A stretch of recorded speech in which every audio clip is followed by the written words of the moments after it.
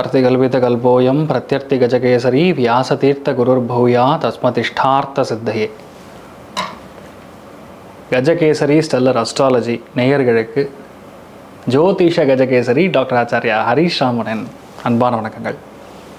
நான் சொல்லக்கூடிய பலன்கள் எல்லாமே கோச்சாரத்தின் அடிப்படையில் இருக்கக்கூடிய கிரக நிலைகளை வைத்து கணித்து சொல்லக்கூடிய பலன்கள் மட்டுமே. அது உங்களுடைய சுய ஜாதகத்தை பார்த்து மெயினாக ஸ்புட்டம் போட்டு கணித்து உங்களுடைய பிறந்த நேரத்தை கணித்து எக்ஸாக்டாக சொன்னால் ஒரு 1.5 நிமிஷம் 2 நிமிஷம் எல்லாத்துலேயுமே பிழை இருக்கும். 100 ஜாதகம் பார்த்தோன்னா ஒரு 80 ஜாதகங்களில் பிழை இருக்கும். 4.5னா 4.5க்கு பறிக்கவே மாட்டீங்க. 1 4:28 இருக்கும், இல்லை 4:31 இருக்கும். இந்த மாதிரி ஒரு சேஞ்ச் பொதுவாக இருந்துகிட்ருக்கும். ஸோ அதை வச்சு ஜாதகம் மாறுமான்னு கேட்டால் எவ்ரி 50 செகண்ட்ஸ் 48லேருந்து 50 செகண்டுக்குள்ளே கண்டிப்பாக ஜாதகம் மாறக்கூடிய பிராப்தம் தான் ரொம்ப அதிகமாக இருக்குது. அதை வச்சு நிர்ணயம் பண்ண முடியுமான்னு கண்டிப்பாக உண்டு. இது என்ன எக்ஸாம்பிள் பார்த்தா பர்த் டைமில் பார்க்கும்போது 2 குழந்தைகள் ட்வின்ஸ் பிறந்திருக்கோம்ல, அதுதான் எவிடன்ஸ். அதனால் பொதுவாக ராசியாதிபதி, லக்னாதிபதி, அப்புறம் மாரகாதிபதி இதெல்லாம் சொல்கிறோம்ல, இதெல்லாம் எல்லாருக்குமே இருக்கும். அந்த வருஷம் பிறந்த அத்தனை பேருக்கும் இருக்கும். இப்போ சூரியன் ஒரு இடத்துல நீச்சம் பெறார் ஐப்பசி மாதத்துலனா அந்த மாதம் ஃபுல்லாக சூரியன் நீச்சம். அப்போ எல்லாருக்குமே அப்பானால பிரச்சனையாக கிடையாது.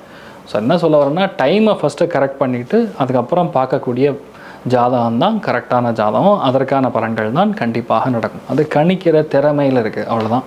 பெரியோடைய அனுகிரகத்தில் எல்லாருக்கும் நல்லது நடக்கும்னு நம்ம வேண்டிக்கலாம். ஐப்பசி மாதத்தில் நிறையா விஷயங்கள் நம்ம சொன்னது நடந்தது. அது நீங்கள் எல்லாருமே பார்த்துருந்தீங்க. எல்லாருமே ரெக்கக்னைஸ் பண்ணி நிறையா பேர் எனக்கு கமெண்ட்ஸ்லேயும் சரி, ஒவ்வொரு ஃபோன் கால்லையும் சரி, நேரடியாக என்ன சில இடங்களில் பார்க்கும்பொழுதும் அதை ரொம்ப ஒரு மிகப்படுத்தி பேசிகிட்டு இருக்கக்கூடிய நிலைமைகளில் நான் எல்லாருக்கும் ஒரு நன்றியும் பெரிய ஒரு ஆனந்தத்தையும் தெரிவித்துக் கொள்கிறேன். மிக முக்கியமாக பார்க்கும் பொழுது இந்த வீடியோ பார்த்திங்கன்னா நவம்பர் மாதத்திற்கான பலன்களை பற்றி தான் நம்ம பேச போகிறோம். நவம்பர் மாதம் எப்படிப்பட்ட விஷயங்களை கொடுக்க போகிறது, 1ஆம் தேதியிலேருந்து 30ஆம் தேதி வரைக்கும் எந்தெந்த கிரகங்கள் எங்கெங்கே இருக்குன்னு பார்த்தோன்னா, கடகத்தில் குரு உச்சமாக உட்காந்துருக்கிறது 15 நாளைக்கு. அதுக்கப்புறம் குரு அந்த இடத்துலேருந்து வக்கரமாகிறார். சூரியன் 16ஆம் தேதி வரைக்கும் ஐப்பசி மாதமாக இருக்கிறதுனால சூரியன் துலாத்தில் உட்காந்துருப்பார். செவ்வாய் புதன் ரெண்டும் விருச்சிகத்தில் உட்காந்துருக்கு. சூரியன் சுக்கிரனும் சேர்ந்து துலாத்தில் உட்காந்துருக்கிறது.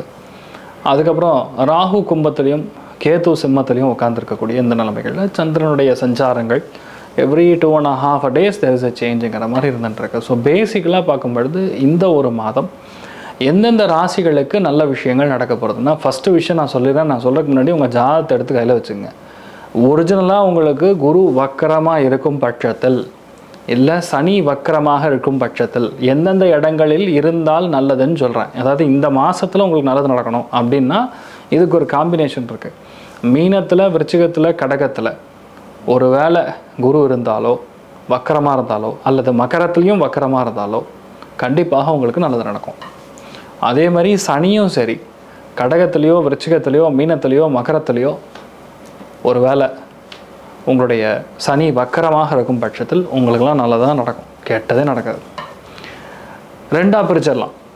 நவம்பர் 15ஆம் தேதி வரைக்கும் ஒரு விதமான பலன்கள், நவம்பர் 15க்கு அப்புறம் கம்ப்ளீட்லி ஒரு சேஞ்ச் கொடுக்கக்கூடிய பலன்கள்.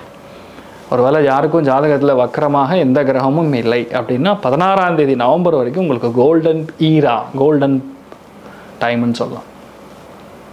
ஸோ யார் யாருக்கெல்லாம் நவம்பர் 16ஆம் தேதி வரைக்கும் நல்லா இருக்குன்னு கேட்டால், வக்கரமாக இல்லாத கிரகங்கள் ஒரு வேளை இருக்கும் பட்சத்தில் விருச்சிகம், கடகம், மகரம், அதுக்கப்புறம் மீனம், இவங்களுக்கெல்லாம் செம்ம டைமிங், அருமையாக இருக்குது. சரியா? ஒருவேளை உங்களுக்கு குரு வக்கரமாக இருக்கும் பட்சத்தில், சனி வக்கரமாக இருக்கும் பட்சத்தில் யார் யாருக்கு நல்லது பண்ணோம் அப்படின்னு பார்த்தோன்னா, கடகம், கன்னி, விருச்சிகம், மகரம், மீனம், இவங்களுக்கெல்லாம் செமையாக இருக்கும். ஸோ எப்படி கூட்டி கழிச்சு பார்த்தாலும் கிட்டத்தட்ட 4 ராசி ஒரே மாதிரி தான் வரும். அதனால் பெருசாக பாதிக்கிற மாதிரி ஒன்றும் கிடையாது. எந்தெந்த ராசிகள் கொஞ்சம் கவனமாக இருக்கணும் அப்படின்னு சொன்னோன்னா, மெயினாக சிம்மம், மேஷம், அதுக்கப்புறம் தனுசு, இந்த 3 ராசிகளும் சத்த கவனமாக இருக்கணும். எதிர்பாராத அதிர்ஷ்டங்கள், பணவரவுகள், தனலாபங்கள் நன்னா கொடுக்கக்கூடிய வாய்ப்புகள் யாருக்குன்னா, மிதுனம், துலாம், கும்பத்துக்கு நல்ல பணம் வரும். மகரத்துக்கும் பணம் வரும். பேசிக்கலாக நவம்பர் மாதத்தில் பணமழை கொட்ட போகக்கூடிய வாய்ப்புகள் யாருக்கு? கொடுத்த பாக்கி, அரியர் பணம், எதிர்பார்க்கக்கூடிய நல்ல விதமான பணம், இதெல்லாம் மெயினாக மிதுனம், துலாம், கும்பம், மகரம் இவாளுக்கெல்லாம் வரப்போகிறது. இன்க்ளூடிங் கடகத்துக்கும் வரும். இந்த மாதத்தை பொறுத்த வரைக்கும் யாரெல்லாம் வீடு வாங்க போகிறோம் இல்லை நிலம் வாங்க போகிறோம் நிர்ணயிக்கக்கூடிய ஸ்தானம் யாருக்கு இந்த மாதம் அப்படின்னு பார்த்தோன்னா மெயினாக விருச்சிகம், கடகம், கன்னி, மீனம், ரிஷபம், மகரம் இவங்களுக்கெல்லாம் கண்டிப்பாக வீடு அமையக்கூடிய பிராப்தம் உண்டு. நிறைய ஹெல்த் இஷ்யூஸ்லேருந்து அப்பாடா கொஞ்சமாக நான் வெளியே வரேன்ப்பா அப்படின்னு சொல்லக்கூடிய வாய்ப்புகள் யாருக்குன்னு கேட்டால் 100% கன்னி, துலாம், மகரம், கும்பம், ரிஷபம், மிதுனம் இந்த 6 ராசிகளும் கண்டிப்பாக உடல்நிலைகளில் இருக்கக்கூடிய பாதிப்புகளை கரெக்டாக செட் ஆகிடும். பயப்பட வேண்டிய அவசியம் கிடையாது. இந்த மாதத்தில் செம்ம சூடாவீங்க, பயங்கர டென்ஷன், அடி போலி பயங்கரமான கோபம் வரப்போகுது அப்படின்னு சொல்லக்கூடிய நிலைமை யாருக்குன்னா விருச்சிகத்துக்கு. விருச்சிகம், கடகம், அதே மாதிரி ரிஷபம், மீனம் இவங்களுக்கெல்லாம் கொஞ்சம் கோபம் கொஞ்சம் பொத்துண்டு வரும். ஏன்னா வேணுன்னே டென்ஷன் பண்ணி பார்ப்பாங்க. ஸோ ஒரு ராசி லக்னத்துக்கும் எப்படி இருக்குன்னு சொல்லி ஒரு அண்டர்ஸ்டாண்டிங்கில் நம்ம பார்க்கலாம். கடக ராசி அல்லது கடக லக்னம் சார்ந்த நபர்களுக்கு பஞ்சமஸ்தானத்தில் சூரியன், செவ்வாய், ராசி லக்னத்தில் குரு உச்சமடைந்திருக்கார். பாக்யஸ்தானத்தில் சனி. 100% புது முயற்சிகள் எல்லாமே கைகூடும். வெளியூர் போகிறது, வெளிநாடு போகிறது, சிட்டிசன்ஷிப் வாங்கிறது, நிறைய பேருக்கு வீடு அமையிறது, இருக்கிற பிரச்சனையிலேருந்து வெளியே வர்றது, நம்ம பண்ண தப்பெல்லாம் இப்போ சரி செய்யக்கூடிய வாய்ப்புகள் எல்லாம் ஸ்லேட்டெல்லாம் அழைச்சிட்டு ஃபஸ்ட்லேருந்து அகர முதல எழுத்தெல்லாம் எழுதுகிற மாதிரி எல்லா விஷயத்தையும் ஆரம்பத்துலேருந்து பண்ணக்கூடிய வாய்ப்புகள் இருக்குது. பஞ்சமஸ்தானத்தில் சூரியன், செவ்வாய் சேர்ந்துருக்கனால மனசில் அக்ரெஷன் ஜாஸ்தியாக இருக்கும். பேக் பெயின் ஒரு சில பேருக்கு வரும். அதுவும் L4, L5 டிஸ்க்கு மாதிரி விஷயங்கள். அதே மாதிரி வண்டி வாகனங்கள்லாம் கொஞ்சம் கவனமாக போகணும். பசங்களோட ஹெல்த்தில் லைட்டாக டிஸ்டர்பன்ஸ் கொடுத்துட்டு போவோம்.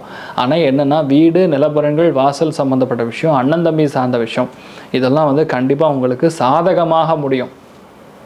யாரெல்லாம் புது தொழில் ஆரம்பிக்கணும், ரொம்ப நாளாக வெயிட் பண்ணிட்டு இருக்கேன், புரோக்கரேஜ் தொழில், மீடியேட்டர் தொழில், காம்படிஷன்லேருந்து நீங்கள் வாங்கக்கூடிய ஒரு சின்ன ஒரு கமிஷனாக இருக்கலாம், இந்த மாதிரி தொழிலெலாம் உங்களுக்கு கண்டிப்பாக செட் ஆகும்.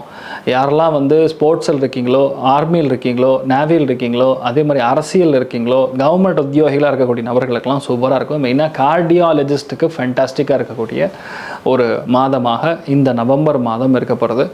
எங்கே போனாலும் மரியாதைங்க, எங்கே போனாலும் உங்களை அப்படி தூக்கி கௌரவப்படுத்துவாங்க.